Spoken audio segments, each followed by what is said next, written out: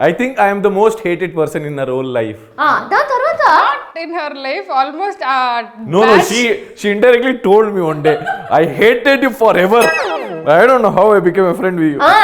అది ఏమైందంటే అండ్ ఒక పాయింట్ లో నేను నీతో మాట్లాడాలి, నీ టీమ్ లో ఉండాలి, ఏమి లేదు నాకు అస్సలు లేదన్నాను. నేను లేదన్నా, నిన్నే లేదు వాడు నాకు అర్థం అవుతుందమ్మా, I'm very disappointed in you, నేను ఇది ఎక్స్పెక్ట్ చేయలేదు నీ నుంచి, నాకు ఐఎమ్ వెరీ డిసప్పాయింటెడ్, నాకు నీ నుంచి ఏ ఫ్రెండ్షిప్ వద్దు ఏమొద్దు అని చెప్తే వాడప్పుడు నాకు ఐ అండర్స్టాండ్, కానీ నువ్వు చూడు ఒక్కరోజు మేము కలిసి ఉంటాం అన్నాడు.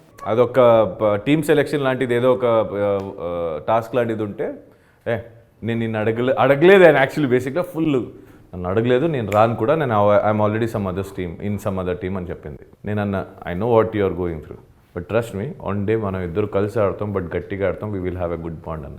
Then we even she I don't know అదే చెప్పాడు.